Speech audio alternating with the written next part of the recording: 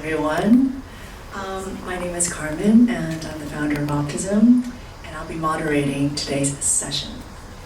Now, oftentimes we hear a lot from parents, moms especially, who will speak about their experiences supporting neurodivergent children. But today, we're going to take a small pivot and shine a spotlight on the unsung heroes of many neurodivergent families, and they are the neurotypical siblings. Now, oftentimes these siblings are the caregivers, the protectors, and the companions to their brothers and sisters. Now, before I welcome our panelists on stage, I'd like to first show you a video that we produced a couple months ago when I actually had the privilege of meeting three amazing young minds who spoke so eloquently about their experiences growing up in a neurodivergent household. My name is Fiona. I am 9 years old. Fiona, what's something your brother does that makes you laugh the most?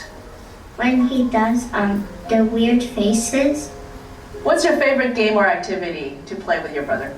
natural soaps, flirt, and Uno. What do you think makes your brother a really cool person?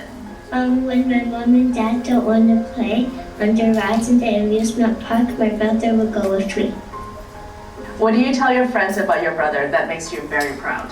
When I'm tired, he carries my bag for me. What's one thing you'd like to say to your brother so he knows how much you love him? We will stay together the longest. Hello, I'm Samir, and I'm a 6th grader from the Harbor School. I have an elder brother who has ASD. I was born in 2014 in Shanghai. I have been in Hong Kong for the last 10 years. So Samir, what's the coolest thing about having a big brother like yours? He is very organized. He'll set the cutlery in one place. He'll position another thing in another place. What's something your brother does that amazes you or makes you think, wow, that's so cool? He's capable of doing lots of things that have something to do with wires and batteries. He can fix things that were long broken, so I think that's his talent. What's one thing your brother has taught you that you'll always remember? One thing that he's always taught me is that sometimes he has different moods. There are different times when you should know how to handle them. I learned a lot from him from that. You should be more patient. Sometimes he can do things really slow, and sometimes he will get things a lot correctly, but sometimes he won't. You need to know that's okay. If someone didn't know your brother, how would you describe him to show how awesome he is? I would have told the person he's a mini engineer that can do a tremendous amount of things with wires and batteries. What's one thing you'd say to your brother to let him know how much he means to you? I feel that I don't appreciate or give him too much attention, but actually sometimes when I get back home, I would check on him. He would get back home. I would also check on him if he's fine and everything's good. Yeah, so I'm Lucas, I'm 15 years old, and I'm currently 9th grade. How would you describe your sister in 3 words, and why did you choose those words? Okay, first I would say she's very creative. She draws a lot at home, and you can definitely see her creativity in her artwork, and also the way that she talks about it. She likes to add stories for all the characters she draws, and it really shows how creative she is. The second word I would use to describe her is she's a bit chaotic. At home, you really don't know what mood she's going to be in when you get home, so you need to be a bit careful. And the third word I would say is she's very persistent, right? I have never seen her entirely quit a project, right? She might spend time in between it or get a bit frustrated, but she never quits something she's working on, so she's very persistent. What's something she does that inspires you or makes you proud to be her brother? The way that she interacts with the world is very inspiring.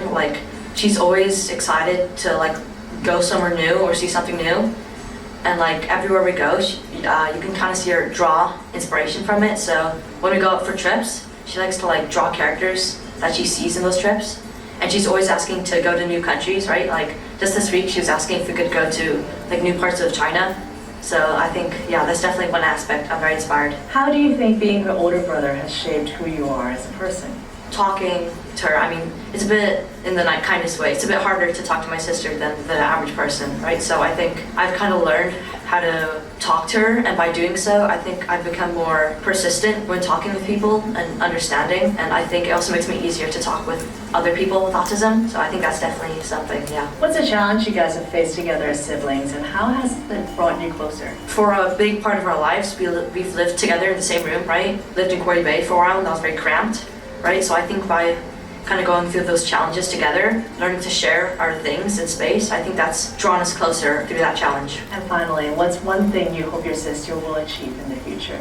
I think my sister is very creative, and you can just tell she has like a lot going on in her head. So I really hope, you know, in the future that she can express and like have an output to her creativity, because I think it would be really interesting to see that like let out into the world for other people to see.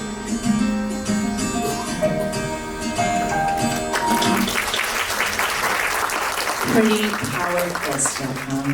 What you just watched was a beautiful testament that goes to show the deep bonds shared between siblings. And now I would like to continue the rest of the conversation on stage by first welcoming our panelists, Valerie, Sophia, Dr. Amber, please.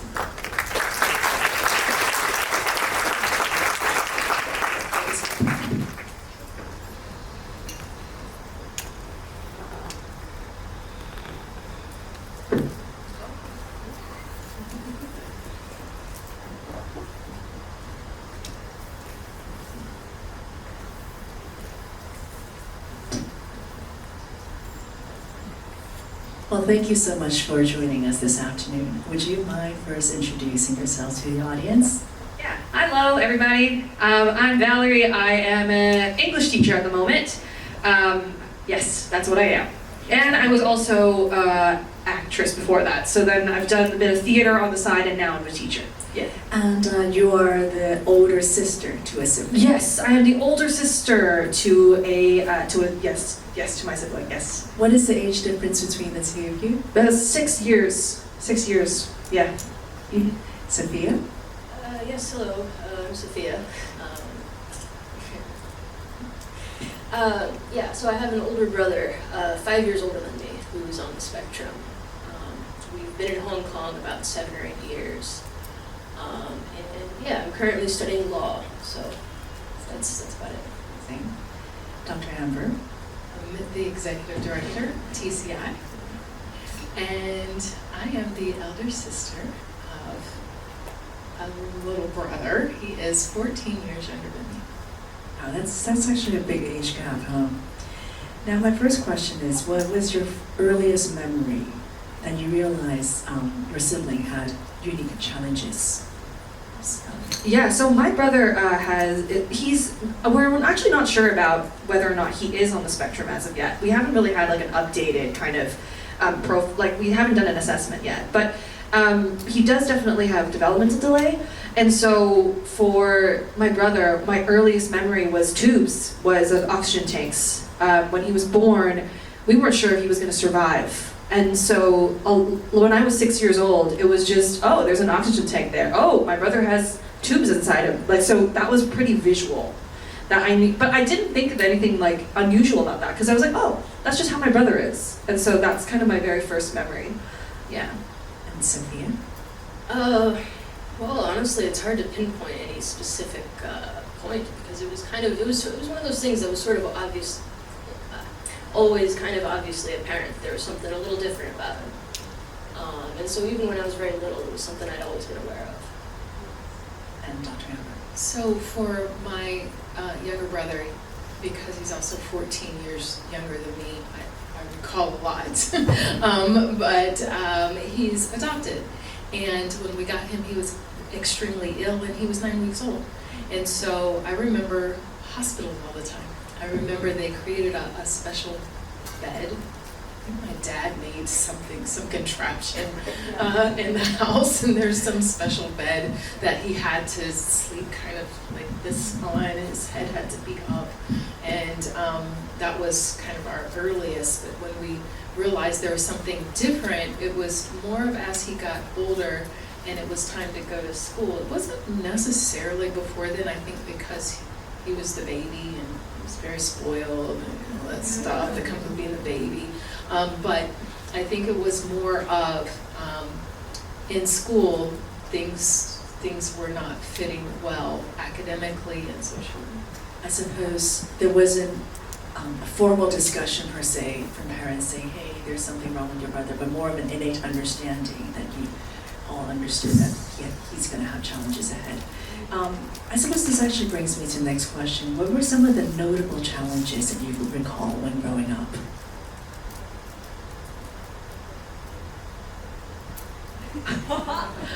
I love what the kids said. Yeah. Yes, chaos, definitely chaos. Oh dear. Because I was 6 years old, right? So with the age gap between us, I think was a bit manageable. But to understand sharing, actually, I just remembered. So to understand what it is to share something, that was something that was actually a really recurring thing that I had to negotiate with my brother and myself. Like I had to understand, like, oh wait. Is that really something that I can claim ownership of? Like, can I not share this with? Actually, I can. And so, understanding sharing was something that was pretty big to me. Yeah. I'm trying to think. As far as challenges go, it's rather hard to pinpoint anything in specific because I think the whole experience of having an autistic sibling means that the entire dynamic is very much, everything's different, right? And I think part of the challenge to me, maybe when I was much younger, was that I was kind of envious of the other kids around me that seemed to have like normal, sibling relationships, right? And I was rather, I felt like that was something that I'd kind of missed out on. Having a sibling that you could actually play with or do things with, or it's a bit of a different. And I guess also. There was sort of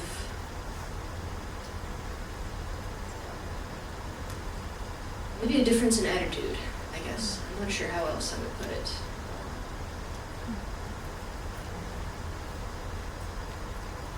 Okay, Dr. Amber? So, because again, my sister, who's the middle child, is 4 years younger than me, so we're both significantly older than my younger brother. How many siblings do you have in your family? Just two siblings. And we could not comprehend how spoiled this child was. I'm going to use that loosely because the other part was we were a bit more concerned that he was allowed to kind of get away with being different. And so a challenge that I had was there was a time when I finally went to graduate school. He was still very young. And at that point, I had to share with my parents that, wait a minute, because he has these challenges, he does not get to do whatever he wants to do because he has these challenges. That's not acceptable. He still has to live in a world around him where these things that he chooses to do because he wants to do it, it just doesn't work. And so I shared with everybody a time when he had to come stay with me for the summer. I'm in graduate school at the time, and we had rules. And so when he came to stay at my flat, we had very clear rules, and he had very clear expectations. We started very young working with schedules. He had a schedule for everything, every day, always.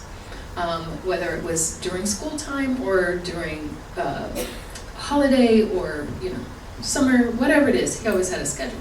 And so there was a time when he had to come and stay with me for the summer, and he had kind of a chore list of things that he had to do. He was maybe 12, and he calls me up and he says, so Amber, I think something's wrong with the TV. Well, he's not supposed to be on the TV, okay? What he didn't know is that I took all of the TV cords with me, and I took all the remote controls with me, so there was no option for a TV. And I said, so I'm confused as to why you might know of such a thing. And he says, well, I just wanted you to know for when you got home. I said, oh, okay. So I reached out to my parents and I explained that, well, he needs to be clear on the rules. The rules are such that will help him to manage in life. And I think that now, looking back at that, those rules are what has really helped him to live on his own and to function on his own, is because he has a schedule. He schedules everything in his 30s. He schedules absolutely everything and every detail of everything. I think it's a really great piece of advice because oftentimes when students leave the academic setting, we don't have a schedule anymore in a way, right? But I guess having that system in place would definitely set them up for structure and success. Well, let's lighten things up a touch, yeah? What are some of your happier memories that you remember? Karaoke. Karaoke's great. Our family went for karaoke all the time. Lots of movies. So movies and karaoke were the two biggest things that I definitely remember. Like my brother has like a set list. Like we've developed like a whole set list for him. Like we have like specific songs that he knows how to sing, and we learn how to duet. And so a lot. You're also an actress, right? Oh no, yes I am. And so and it kind of runs. And we are lucky because like the arts do run in our family. So so that actually really has been a nice thing that has brought our family together. Yeah. Cynthia?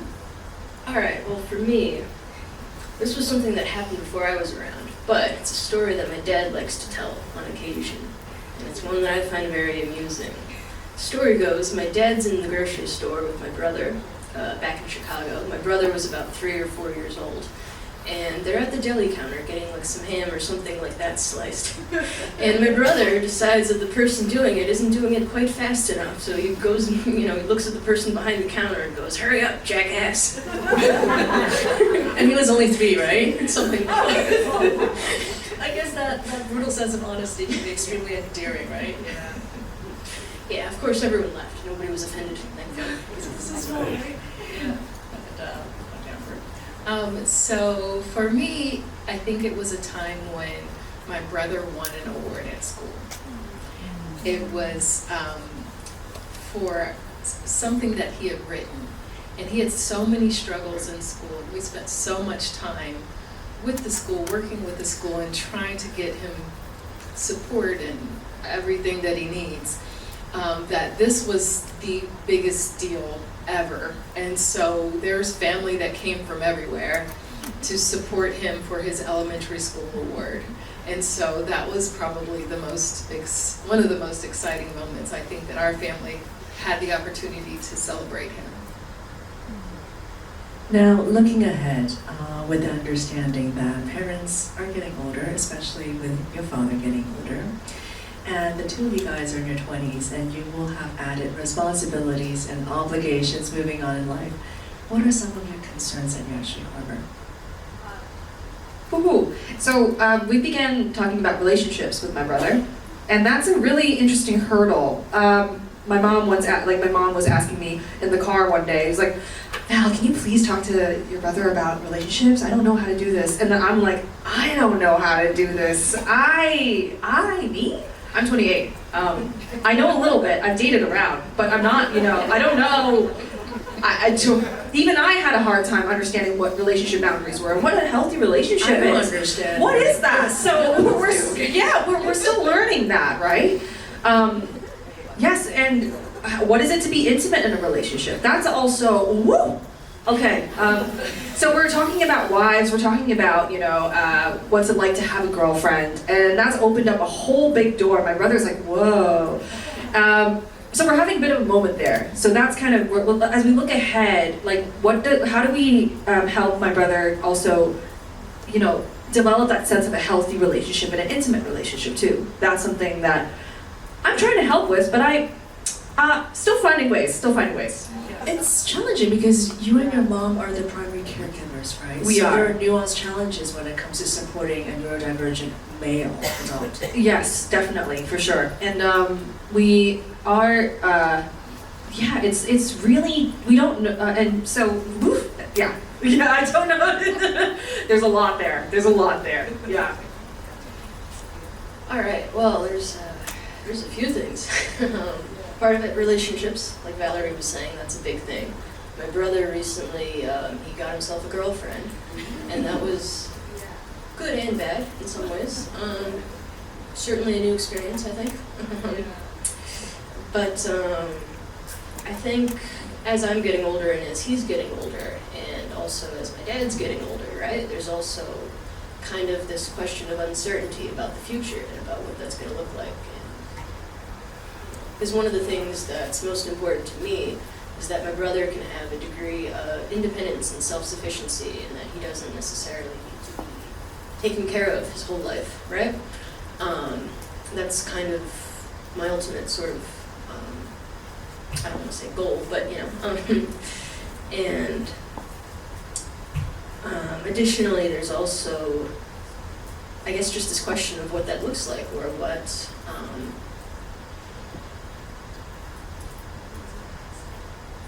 I guess that's when we need to have support systems in place, especially for students who graduate from the school setting. I remember we had this conversation before saying how there's a huge difference between adult daycare versus institutions that are going to set our kids up for success with life skills, because that would actually alleviate a lot of the family stress in a way. Oh yeah, that's been a major concern for me and for my family, because we feel that it's really important for my brother to be able to do things like have a job or perhaps live independently sometime, and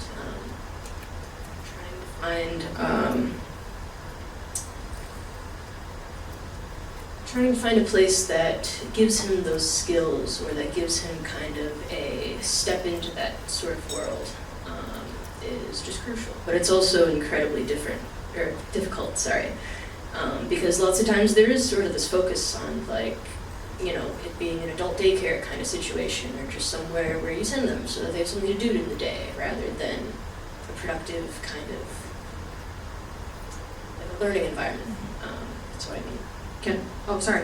Do you mind if I hop on that really quick? Because I'm also trying to figure out I'm witnessing kind of my brother going through a workplace, and I myself am going through a lot of mistakes at work. And what I'm finding with my brother is that I'm trying to he's also sharing his own mistakes at work as well. But when I know that I go through a lot of emotional distress, even just trying to forgive myself when I make a mistake at work, if I say something wrong at a big staff meeting, but my brother's also he accidentally breaks a cup when he's doing his barista work, and I've had such a hard time finding ways to get myself out of that funk, and my brother's really struggling to forgive himself, to not have that fear. And sometimes I feel I wish there were more workplaces where we can support them in in being resilient and learning skills to work through those mistakes.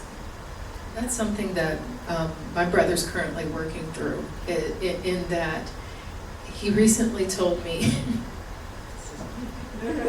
okay, so he recently told me that he's in this job and they don't respect him, and he doesn't make enough money, and he could go someplace else and make a lot more money. And I said, okay, well, let's talk about that. What does that look like for you? What does respect mean for you? And he said, well, I want everybody to look up to me. Okay, well, all right. What type of positions do you think people look up to? He says, well, people look up to you. I said, okay, well, I have a doctorate degree. I'm not trying to say that, but this is where we're at right now. So tell me, does the people that you work with, do they like you? Or do you think they don't like you? He says, everybody loves me. I said, okay, so everybody loves you. Do you like going to work? I love going to work. I said, okay, you love work, everybody likes you. Tell me what the problem is again. Most people would love that environment. He says, oh, I never thought about that. I said, no, most people are looking for a job that they like to do. Everybody likes them, and they're excited to go to work every day. You have a dream job. He says, okay, I'm going to think about that. Let me get back to you. I haven't got back to you yet, but that's where we're at. Your challenges. What are your concerns for the future? I think we're there. My father, are we my father. So my father's 77. He doesn't think he is, though. He thinks he's 57 or 47, somewhere in there. And so he's forgotten who my brother is. And so he has these expectations of him that are not appropriate given his development. And I find them arguing And arguing is, I'm saying that lightly. And so when I go home, I know that there's a time of day when there's going to be an argument, and so I'm just like, okay, I'm not going to go to sleep. I'm just going to stay up, wait for this argument to happen, step in, and then I'll go back to sleep. And so I've had to remind my dad, so I do this daily now. I schedule a time to talk to him in the evenings here, so it's morning there, so that he can walk through the steps of the things that he needs to do so that he's not frustrated with my brother, and so that my brother's not frustrated with him, and then they can function in life.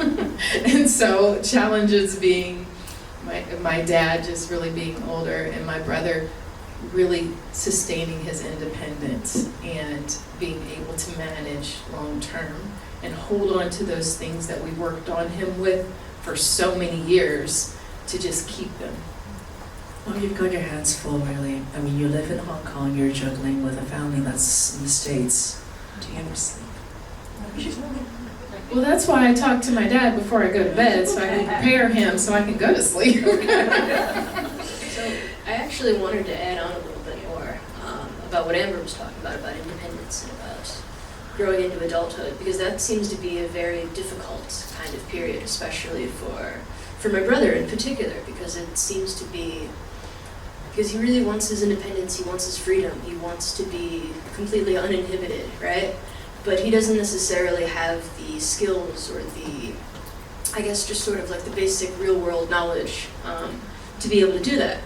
And it creates kind of a huge challenge, because it means that right now he's sort of in this phase of like perpetual adolescence almost, where he's kind of like a rebellious teenager, and he just wants to go out, do all the things, but he doesn't necessarily know how to do the things, right? And that's another thing that kind of ties back into what I was saying earlier about gaining life skills and gaining, like real world sort of knowledge. And I guess there was one more point about challenges that I kind of wanted to make, and that's about my role as a sibling, and about what kind of position that leaves me in, right, when we're both getting older. And in the sense that there's always kind of this expectation that it's going to be my job to take care of him. It's just how it is. But it's also, it means that a lot of the ways in which I have to think about my life involve also how am I going to take care of my brother later on. Or how am I going to make sure that he's okay, right? And additionally, it was something where, this is kind of a strange thing to say, but Amber said that I should talk about this, but when I was a child, my mother said to me once that the reason why she wanted to have me as another sibling was specifically so that there would be somebody around to take care of my brother. And so even growing up, there was always this expectation that my brother was going to be my responsibility. And yeah, it's a difficult kind of position to be. Well, Sophia, thank you so much for sharing something that is so deeply personal with us today. I think the whole idea of being born to care feels extremely heavy. And it's an idea that resonates in different parts of the world quite heavily, where caregiving becomes synonymous with filial piety or family duty. I mean, of course, everyone's experience is unique, but thank you so much for sharing something that is so deeply personal to the audience. Thank you.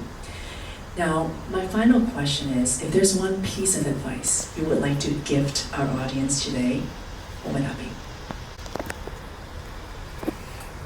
Advice in what kind of sense? Anything. I mean, like, especially for families with younger children.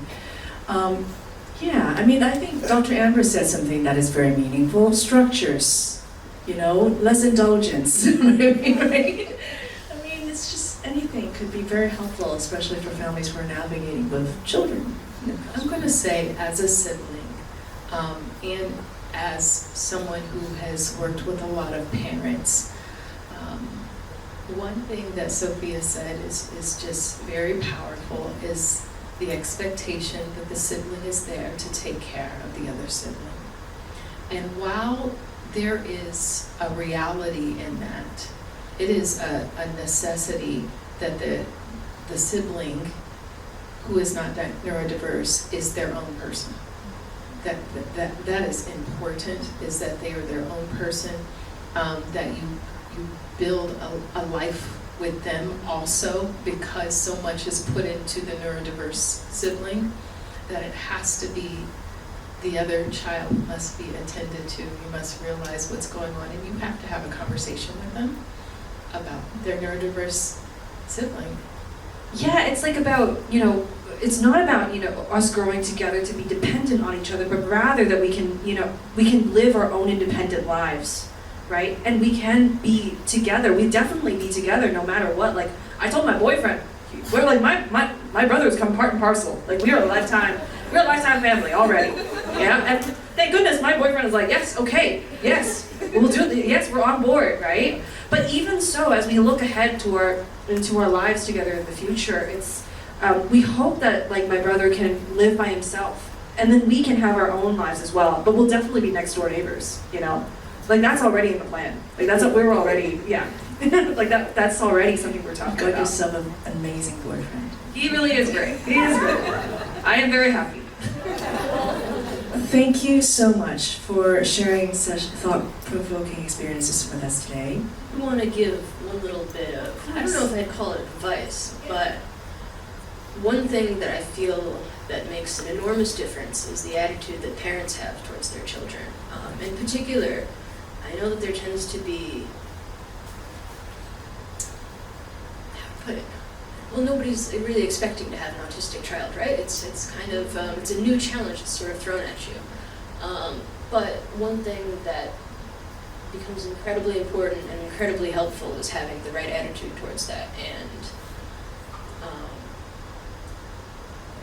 coming at it from a place of like unconditional love and support, rather than from the perspective of the child being, say,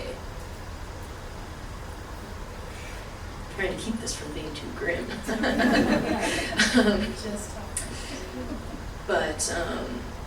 Because one thing that was majorly important to my brother is having somebody like my father around, because my father truly loves him and cares about him, and no matter what, and it's this sort of unconditional. And it's because having a child like this, it throws a wrench in things, right? It's but I think it's very important that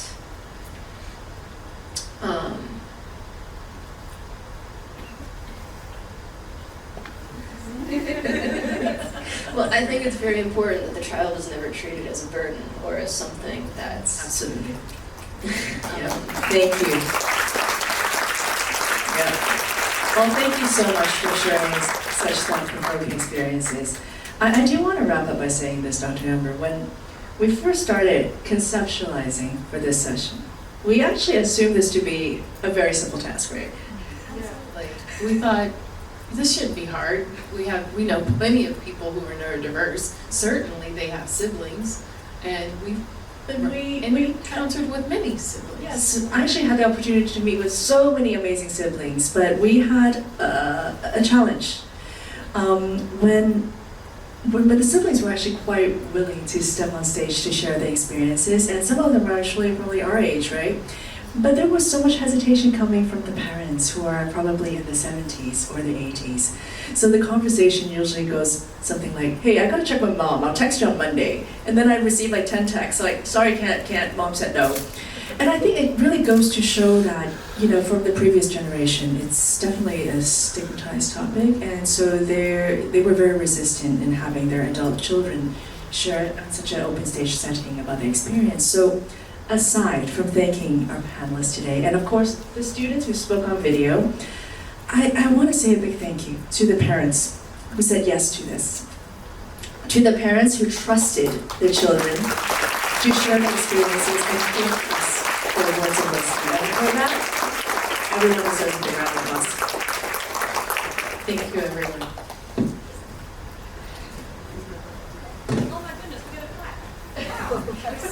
Welcome to the Autism Community Summit 2026. The open ceremony.